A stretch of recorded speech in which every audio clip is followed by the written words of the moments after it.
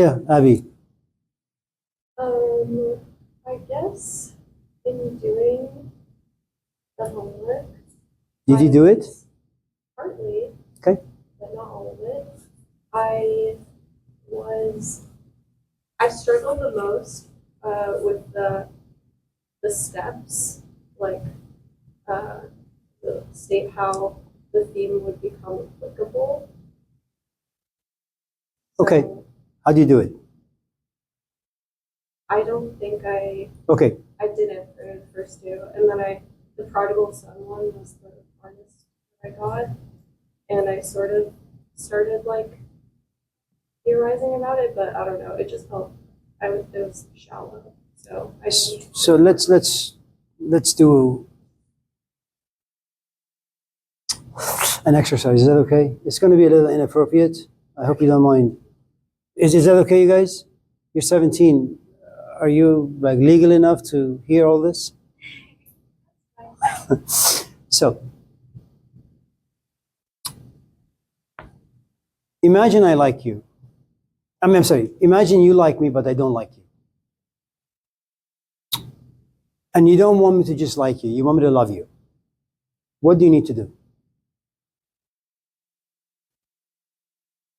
find out what you like. And then try to, Well, you just saw me at a coffee shop. okay, Go ahead. introduce myself. No, that would be too forward.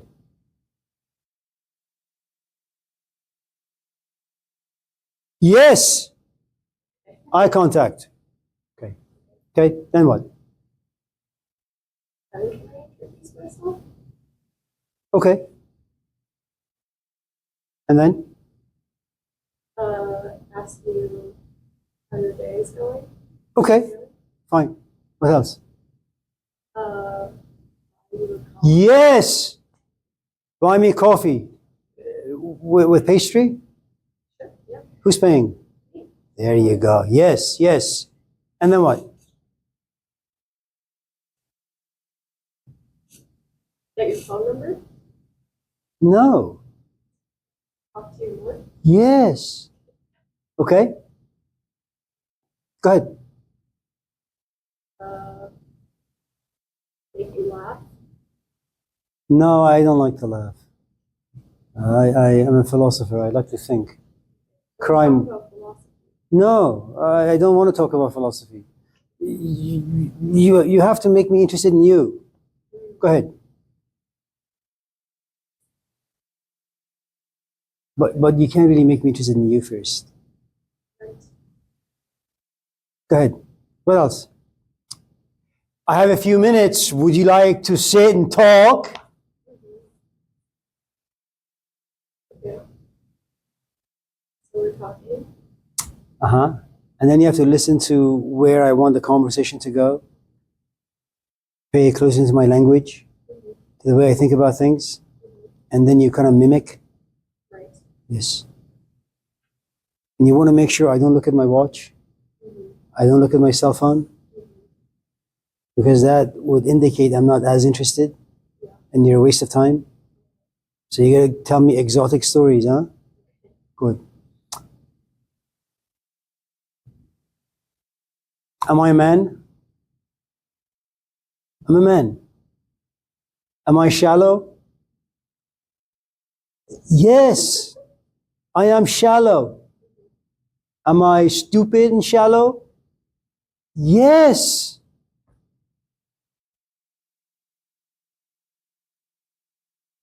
Will you put some makeup on? Yes. Lipstick? Yes. Tempt me. Yes. Yes. And then, after an hour, you say, I gotta go, but maybe we can meet up again? Can we now exchange numbers? Yes? And then what are you gonna do while you're driving home? You're gonna text me. Amir, it was so good to meet you. By the way, if you're free tonight, I'm making some chicken tikka masala. And I'm having some people over. You're more than welcome.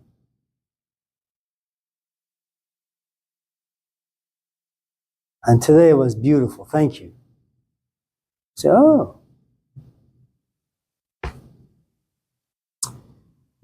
So for me to like you, you have to create a certain space inside me that holds your image. And we're not just talking about this. If I give you a book on Karl Marx, it's the same thing. If I give you the Gospels, it's the same thing. If I have to make you think about justice, it's the same thing. Because we're talking about relationships, and all relationships have to go through the same steps. If you're not attracted, if you're not interested, if you're not curious, okay, there is no going forward. Okay. So I come to your house. What are you going to say? Nice to see you. Yes, yes. Yes, yes. Are there going to be other people? No. No other people. خوش از خلوت اگر یار من باشد نه من بسوزم و او شمع انجمن باشد. Unless you're really nervous, you're going to invite other people as buffers. Buffers in the sense that you want other people as a form of distraction. Otherwise, you will not be able to contain your excitement and you'll just fumble, right? But you're a bit more self-confident, okay?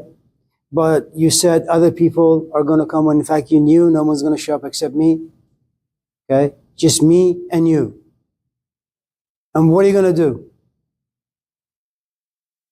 I just got home late. Well, I help you in the kitchen. Huh? I feel more at home now. More at ease with you now. Huh?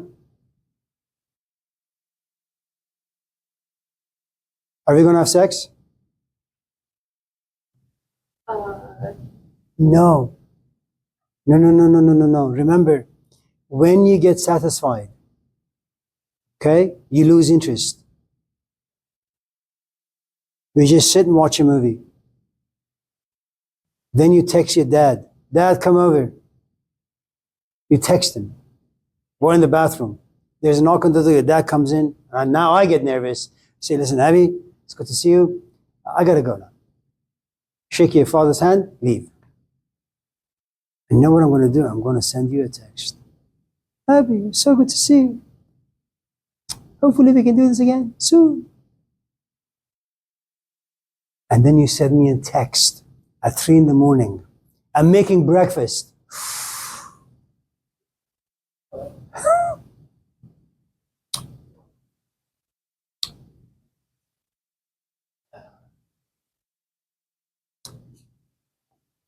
So these are the steps. So it begins with a sense of attraction, because if you don't like something, if you're not attracted to it, you know, you're not going to take any steps forward. You're not going to invest time and energy. Okay? So that's the first thing towards whatever it is that you want to pursue. If the element of attraction is absent, you're not going to pursue it. If there is attraction, it's like a tiny little seed, but you don't pay attention, you don't nourish it, you don't feed it, it's going to die. So you got to feed it. And then it blossoms into, I think I like it. And then once you like something, well, you'd want to study it. You become curious about it. Then you go to the library. You'll check out some books about Karl Marx and Jean-Jacques Rousseau. Huh? And then after a while, you happen to be in the right place for these ideas. They go inside you, and then you say, oh man. And then you drive home, you see homeless people. So what did Karl Marx say about that? Then you go home with your companion, and you guys are intimate. He says, what do you say about capitalism and sex? Exploitation, prostitution. And then you realize every aspect of your life is now contaminated with Karl Marx.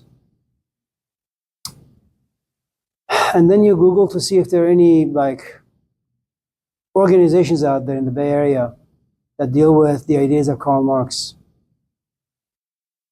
And then you sign up and you go in there and you realize, man, you're really, really enjoying this stuff. And then you change your major from psychology to political science. And then you stay up late at night and read books about communism, about his life, Marx's life, about his wife Jenny, about the daughter that he lost at the age of 2, about what it meant to be a young Hegelian. You're no longer just liking Marx, you're infatuated with him, you're obsessed with him, and then you fall in love. And then you say, the only people I'll go out with, if their name is Carl. I'm only going out with Carls, no one else. And something interesting is going to happen. You're going to get rid of all your friends. It's going to happen naturally. And you're going to only have friends who enjoy politics, who like to have political conversations. But it all began with a simple seed of attraction. That's all.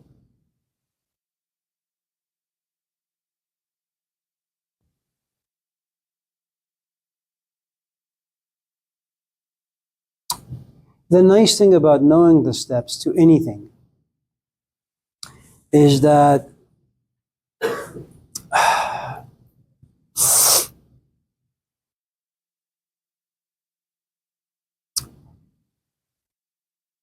it demonstrates that you have a good amount of understanding about what you're talking about and what you're writing about and what you're doing and what your interests are. I don't know if you play any instruments. Avi is a musician. You know, she teaches like tar, sitar, piano. The nice thing about being a teacher is that they start you off with lesson number 1. Learn how to read the notes. Then lesson number 2, find the notes on the key, on the piano. Then lesson number 3, hear what the notes sound like. And so when you become really good, you remember all the steps. And then you come to say, you know what, I think I want to teach piano to kids.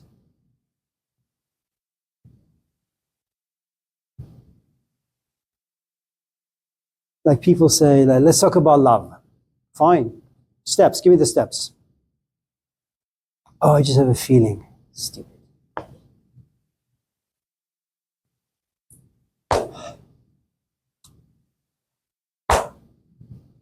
You got anything? Are we good? Now, the other thing you need to know about steps is the following. If you haven't been there, if you haven't done that, you don't really know what you're talking about. So whatever it is that you're writing, just know that you don't know what you're talking about, but you're writing about it. And there is nothing wrong with it. You know. Now, writing about something and bringing to ground are very, very, very different. It's one thing to say, to write about generosity and compassion. It's a very different thing than driving around, seeing homeless people, putting your hand in your pocket and giving them money. So generosity in action is very different than generosity in writing. In action, there's always going to be sacrifice. In writing, you live in your own little cave and you just write. It's still valuable, but it's a solitary thing.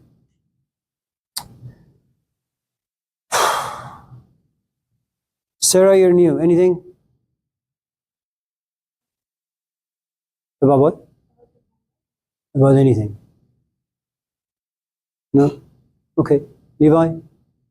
Carmen? What is social and political philosophy? So,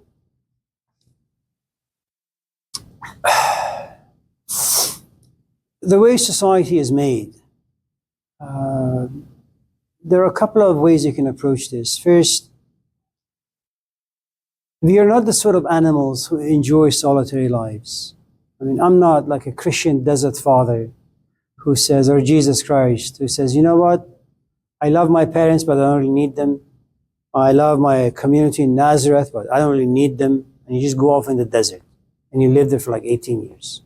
Okay? Most of us are social animals. That's the sort of animals that we are. We are social. We live in packs. Okay? The other thing is we are profoundly weak in the sense that you need a lot of people doing a lot of different things because you can't do them on your own. You need someone fetching wood. You need another one making fire. You need another one making a pot. You need another one looking for water. You need another one cooking. Okay? If you were to do all of this by yourself, you will never get a chance to eat. You'll starve to death. So we are not only social animals because emotionally we need other people in our lives, physically, to survive the brutalities of life. You want a shelter. Well, you need a house. You can't build a house. You don't have knowledge. You need other people. Okay? So everybody is going to be an expert in a different area of life, and you need their expertise. Okay? Now, whenever you live in a pack, there is going to be injustice. And there is a reason as to why.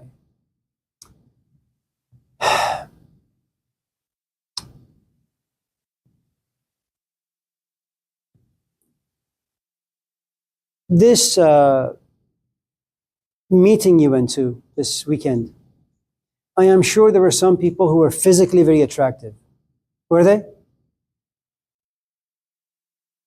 Did they sound good to your ears? Did they look good to your intellect? Did they look good to your eyes? And the point I'm trying to make is this. Your organism has a tendency of imposing biases. Okay? If, for example, I like her, I'm going to go back to her and say, Abby, can you ask me another question? Now, I'm not attracted to her physically, but intellectually I'm attracted. Which means what? I'm going to ask her for another question, but I'm not going to ask him. That creates the bias. That bias creates injustice. There is always going to be bias. There's always going to be injustice. There's always going to be unfairness.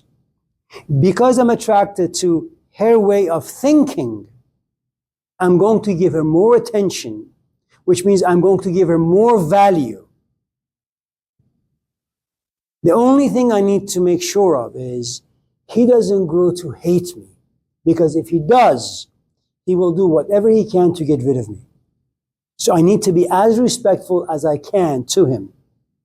Okay? So there's always going to be a hierarchy. Some people are going to be here, some people are going to be here. And the second step, some are going to be in the third, or fourth, or fifth. Okay? Your organism creates differences amongst people. If you go to a gathering, there are some people who smell good, and so you follow them. There are some people who look good, so you keep looking at them. Okay? Now, some people are shy and reserved. Now, if I, as an instructor, can't understand what it means to be shy and reserved, that despite the fact you have all these boiling questions on the inside, and you just want a chance to raise your hand and to ask your question, but you're scared, you're anxious, right? So you create a very comfortable environment and say, okay, Kesab, what's your question? To give voice to the voiceless. Okay? So that's how society comes to be. First, there is our deep need for survival, and we need help from other people. Second, we are social animals, we live in packs. Okay? The politics of it comes in, well, how do you govern all these people? Now, in governing people, you can't just have everybody talk. It doesn't work that way because the society will fall apart. She has her own desires. She has his own ideas about things. Eventually, in every social group, an alpha rises to the top. If this class is filled with a lot of unattractive people and Brad Pitt is sitting there, he doesn't need to say anything. He doesn't need to do anything. He just rises to the top. We all look at him. There was a a experiment done with elephants at Stanford some years ago. 4 elephants. They were all given clear buckets of water except one. In one, the water was pink. So all these elephants are like drinking water, and all of a sudden these elephants look at this other elephant who's drinking like pink water. It's just water, just pink. And they stop drinking water, and they just keep looking at this elephant. They're mesmerized by the way this elephant is drinking and how he may be feeling while drinking this like pink looking water. There is something about us, and it's a very strange thing. We enjoy being dominated by someone we think has either good physical looks, good intellectual looks, or there is something about his emotions or her emotions that just brings something about us to life. It's a very strange thing. Society will not survive without an alpha male. Even King Arthur, who had this round table, King Arthur ultimately had the final say. The round table was simply an illusion. Now,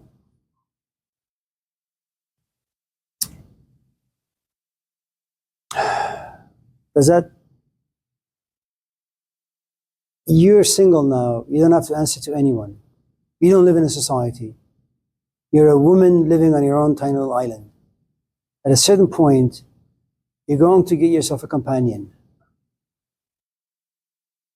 That relationship creates for you a social environment. Now when you go home, there is another human being in your life. That's a community. And you know what you're going to do? You come from a different background, he comes from a different background. You have different elements in your psyche, so does he. And these two forces are going to collide. You can either crash and get everything bloody, or you can be diplomatic. And that depends on how well you've been socialized, and how much you like, and how much you're able to sacrifice. And if your temperament is passive or active, if you like to dominate or you like to be dominated. And everything becomes complicated.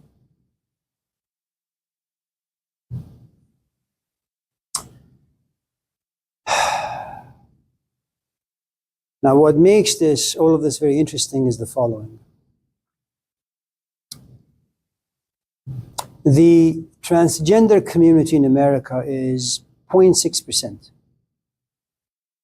It's not even a percent. 0.6. If the numbers are right. That means out of the 400 million people in America, about roughly 1.5 identify themselves in that particular category. What they want is power. What all of us want is power. But as a group, as a collective, they want power. And they have cultivated a lot of power. So that now when I send you my email, I say he, him, or they, them, or she, her.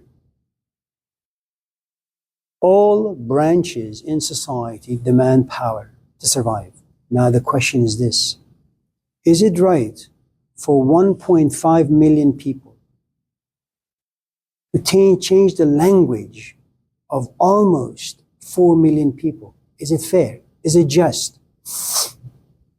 What happens to tradition? What happens to religion? If we're also creatures that gravitate towards advertisement, okay? In other words, if you were in a math class, you would get a set of advertisement related to math. If you were in a geography class, you will get a set of advertisement related to rocks. If you're in astronomy class, you will get a set of advertisement related to the stars. This is a social and political philosophy class, which means that you don't raise your hand and ask a question about math. You raise your hand and ask questions about social and political philosophy. That's the advertisement. If advertisement has the power to guide people's thoughts and emotions, if advertisement has the power to create images, what sort of advertisement would you want to exist in society? If for the past 5,000 years, tradition, let's say Judeo-Christian tradition has been dominant, and there are only two sexes, a man and a woman, and that's it. And in the 21st century, you have another branch, the transgender. Okay? Well, how does this brand new piece of advertisement compete with an old advertisement? Does the old crush the new? Does the old create space for the new? If it does, what happens to its own values? And so everything becomes a little murky, confusing, difficult to understand.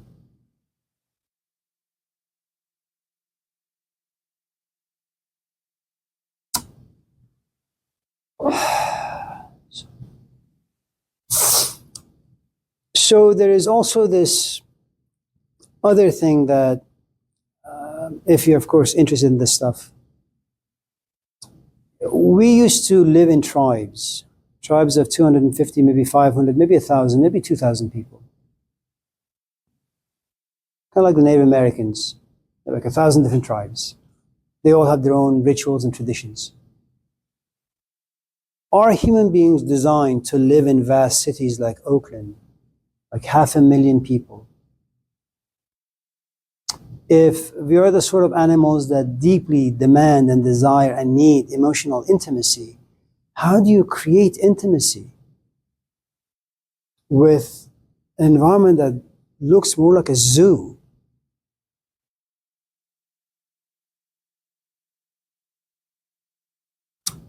Now, here's the thing. What usually happens in small villages and towns is that everybody begins to look the same, talk the same, feel the same. But when you bring all these different people from different cultures, different tribes together, something really interesting happens. I am by force supposed to respect your tradition and ritual, even though it goes against everything I believe. We call it diversity and inclusion. Must I really respect you? I don't even like you. I don't like the way you live your life. And I don't like the way your life impacts the way my kids are being raised. What should I do with that?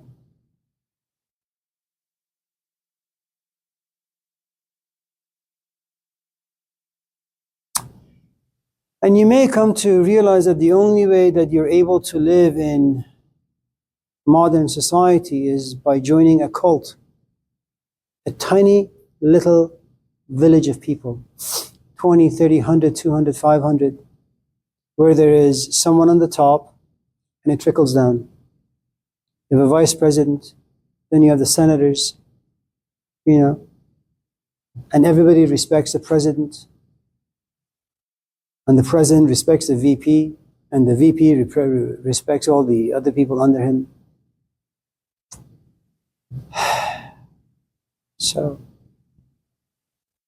it's messy. It's like sometimes I have students, they say, I have like 5 boyfriends. What? 5 boyfriends. Oh. How do you manage? Oh, we are very honest with one another and, we just do the best we can. Carmen? Is our push for DEI kind of like the opposite of Middle Eastern and Indian culture, which is more of like shame culture and more of like a strong. So look, sometimes you go somewhere and you settle. Sometimes you go somewhere and you're just a tourist. I'm not going to go to Peru and live there. I mean, I may take my wife and my kids and sightsee for a couple of days, But what you'll find is when you go to Iran, They're all Iranians. They're all Persians.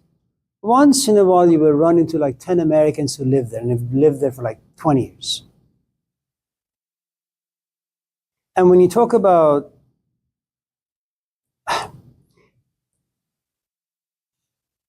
America has advertisements that no other country does. I don't know if you've been to Europe, okay? America is the only country that offers you pieces of advertisement that tantalizes you, brings you to life in ways that no other country does. You're also talking about America being perhaps the richest country on the face of this planet. And the only perhaps place that gives you infinite number of options in regards to life choices. You can't get that anywhere. And America happens to be perhaps the only country where it doesn't get too many tourists, but lots of settlers. And so what happens is when you go to Iran, the culture is just Iranian. When you go to China, the culture is just Chinese. When you go to India, the culture is just Indian. But when you come to America, well, you don't really know what you're walking into.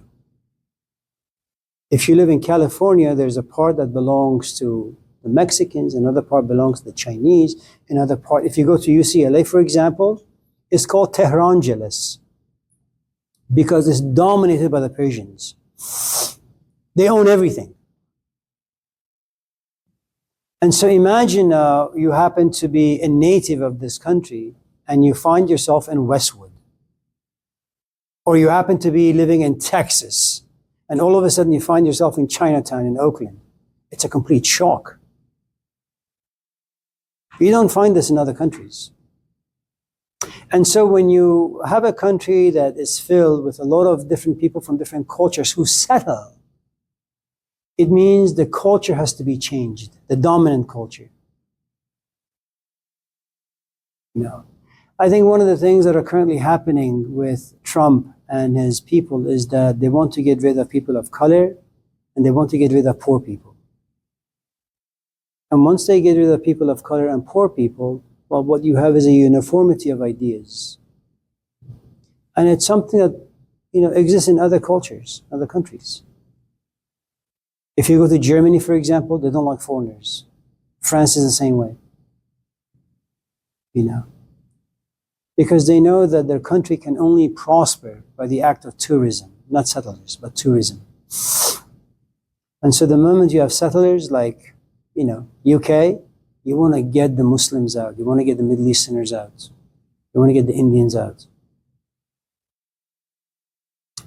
So as countries expand, as we leave villages and we create urbanism, if in a village you have 10 pieces of advertisement, in Oakland you have 2,000 advertisements. And we don't like options. And options are good if you know what you're doing.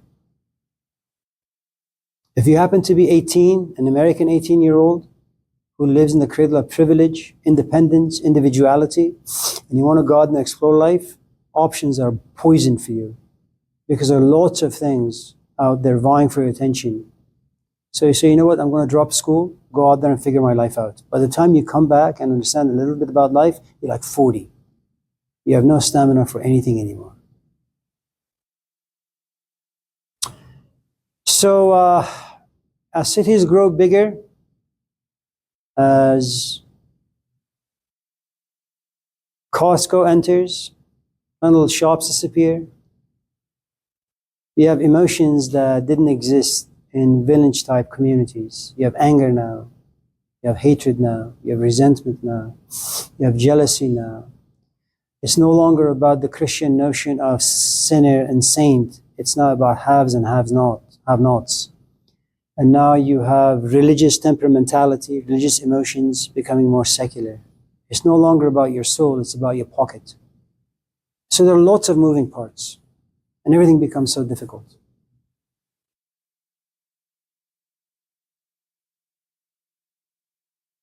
Yeah.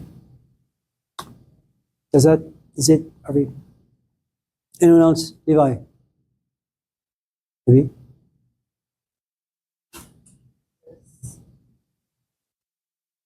As This urbanization in other time periods and other parts of the world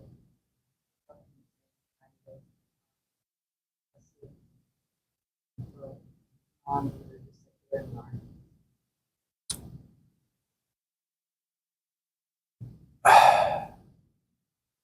so let's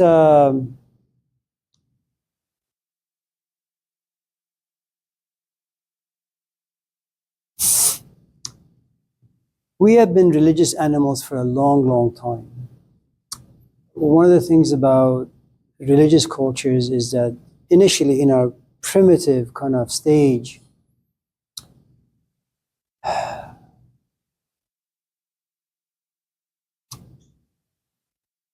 we kind of come down here naked, you know, there is no food, there is no shelter, there is no clothing.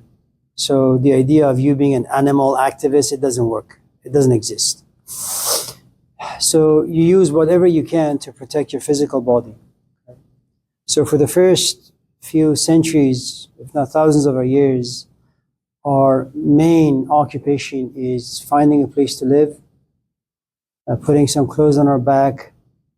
It wasn't about so much, are you wearing Gucci or are you wearing Jordans? None of those things, okay? So these are new phenomenons.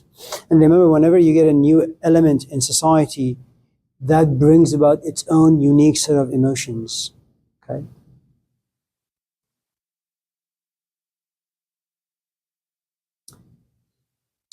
There comes a point where we domesticate animals, we invent the wheel, our traveling becomes easier. Now life is much more secure because you also understand climate and seasons and agriculture.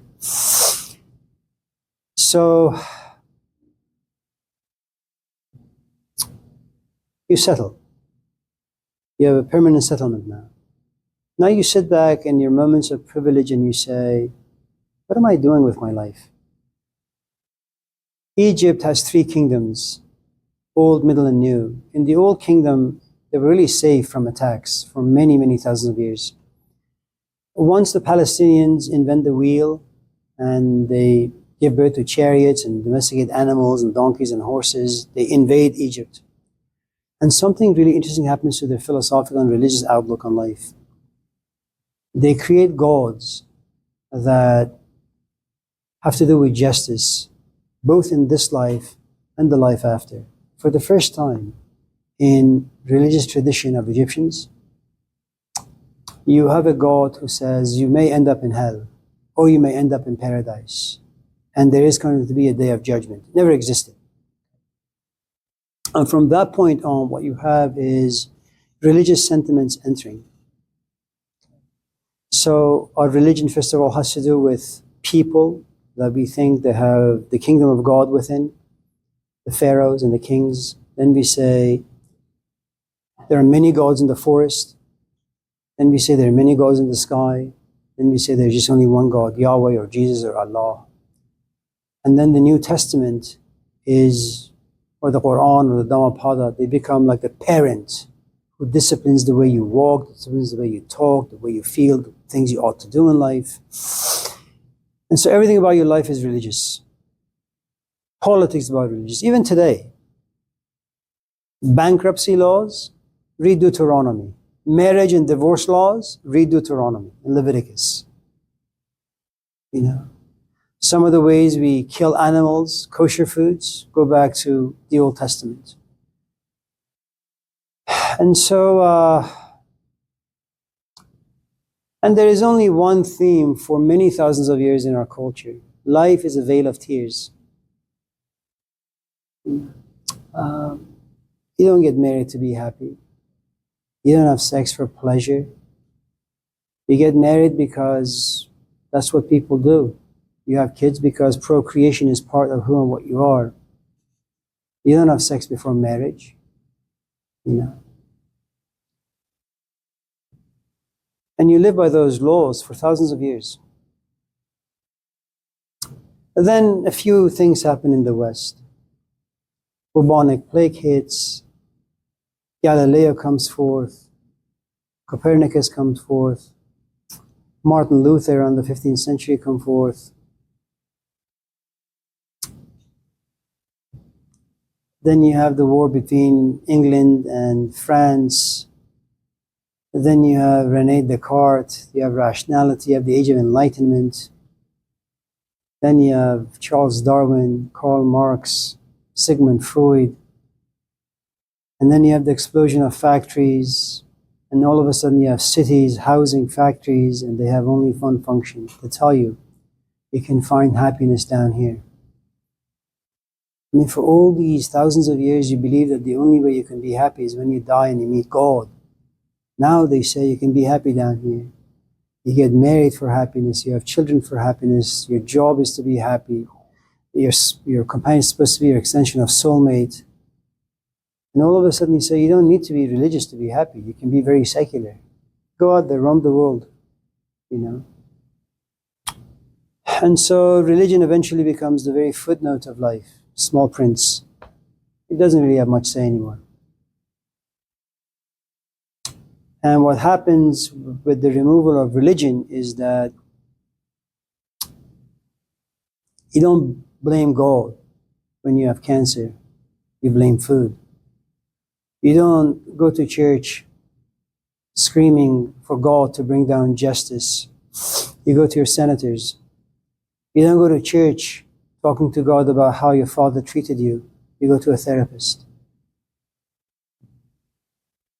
And little by little, you assume that your will is enough, that life has enough stuff to offer you for you to be happy. You lose your faith, you lose your trust, and from that point on, everything about you becomes just meat. And then once in a while, you have a Malcolm X or a Martin Luther or Jesus Christ or a Muhammad or a Buddha who come forth and say, oh, there is something special about you. And you kind of feel this tingle on the inside, but it's an avalanche of too much garbage. You just become a hippie in the 1960s, or you go to a yoga shop every week, you know, or you join Oprah Winfrey's book club, and that defines you as a religious or a spiritual person in a very secular environment. That was tiring. Abby, anything?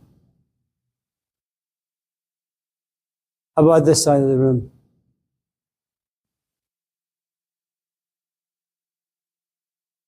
No? Sarah, 17-year-old? Anything? Well, maybe I should wait to you.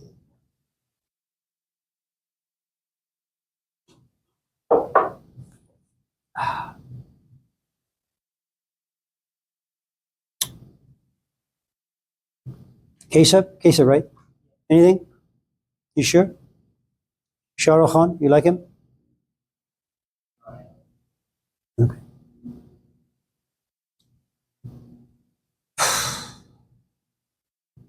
See, when you don't like Shah Rukh Khan, it's finished, it's done.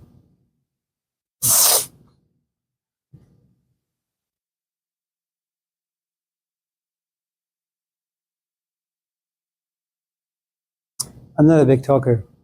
So. Carmen, anything? Go ahead. No one else is talking. There's such thing as like heard or read some stuff about how some people believe that there's like natural inequalities.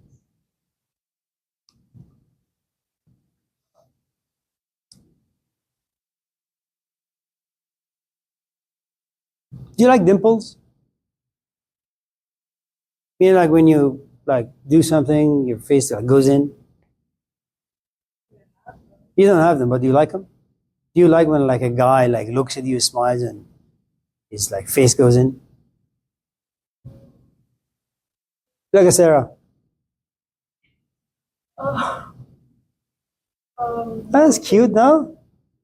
No opinion. What?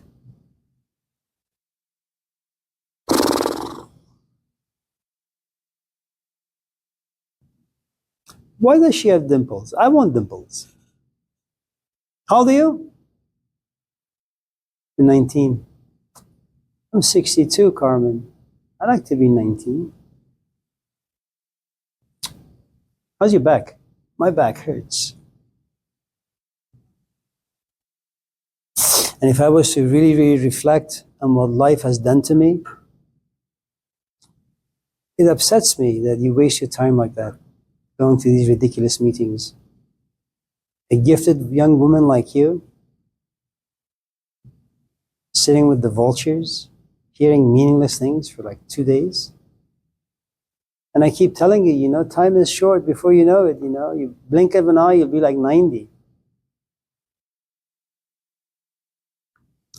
And so, yeah, these are just normal things to be angry about. I mean, you go to a party, you shower, you iron your clothes, you put some makeup on, it takes you 10 hours to get ready, you go to a party, and you stand next to someone who's just very attractive. And you say, God damn it, I did all this work to get some attention. No one gives you attention because you're not very attractive. But the person next to you, who hasn't showered for months and dresses bad, everything about them looks bad, except their face, they get all the attention. Is that fair? What can you do about it? Nothing. Yeah. Does that mean that if we were to ever satisfy all of the inequalities in this world, do you think that we would still continue to demand something? Like demand for more? I mean, I don't really know how you can satisfy all the deficiencies out there. It's just too much. There are physical deficiencies. There are psychological deficiencies. I'd like to speak like Noam Chomsky. I can't. There are intellectual deficiencies. I like to have the charisma that Jesus had. I don't have it. I may have a great big mansion, but I come down to the ground, flat land. I see you holding hands with your companion. I say, man, and I realize that you guys are living in the back of your truck, and you're so happy. I say, man, I live in this huge mansion. I'm miserable. They live in a truck. They're happy.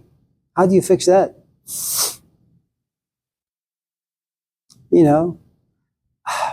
I divorce. It takes me 20 years to recover. You divorce. You're in love the following day. How do you fix that? You read a book, you understand. I have to read 50 books. I still don't understand. How do you fix that? I just go out. I get no attention after putting makeup on, working on myself for an hour and a half. You go as is. Everybody gives you, how do you fix that? My father had a lot of money, so he gave me some. Your father had no money, so you have none. How do you fix that? There are a couple of things you can do. You can accept life for what it is, cruel, unjust.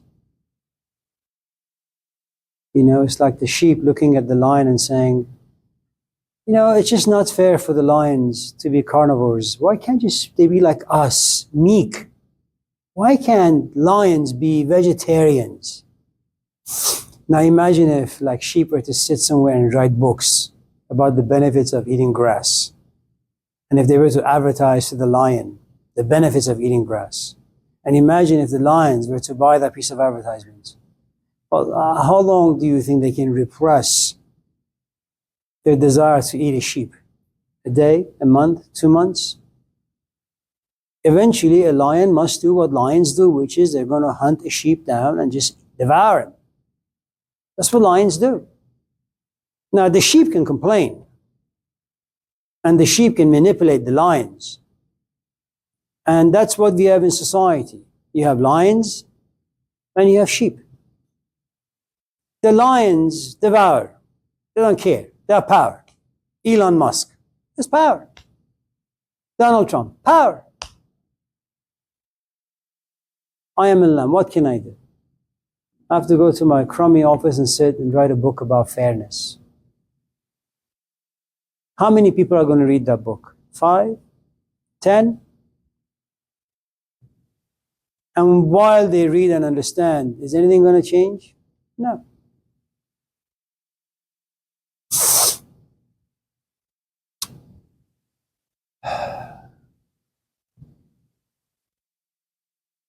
Yes, Abby. Do you think the truth that Socrates was looking for was like what exactly was truth? Is it on what? Can I tell you a story? I don't know what the hell Socrates was looking for. I think it was just crazy. Uh,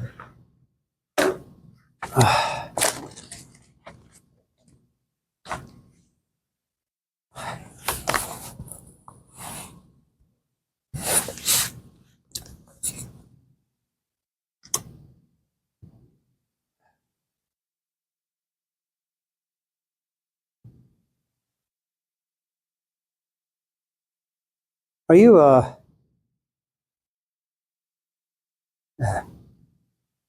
so there is a story I like, and some of this class know the story already, so my apologies.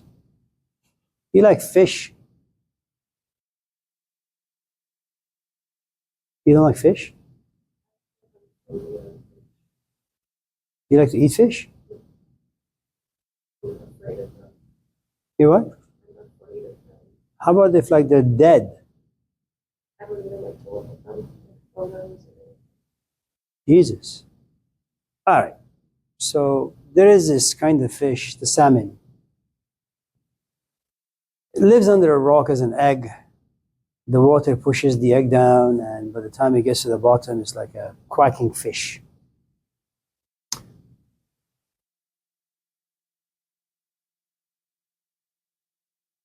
As friends, they go partying every day, eventually gets married, has a few kids. At a certain point, like the salmon goes nuts. Says, you know what? I don't like my friends. And I don't like my wife or husband. And I don't like my kids. I don't like my house. In fact, I don't like anything. And so the salmon goes to like his dad and says, Dad, I hate you. Son, what are you talking about? I don't know why all this is happening. I just don't like anything. And everyone tries to convince the salmon that everything is fine. You should be happy. You know, express a lot of gratitude because life is so good. Salmon says, no, you know, I don't like anything. I feel unhappy, miserable. I want to kill myself. And at a certain point, the salmon, if the water is flowing this way, the salmon says, you know what, I'm just going to go this way. Leaves everything. And there comes a point where the salmon says, you know what, my past no longer matters. My parents no longer matter. My family no longer matters. I have this feeling, this intuitive feeling. It's like leading me somewhere.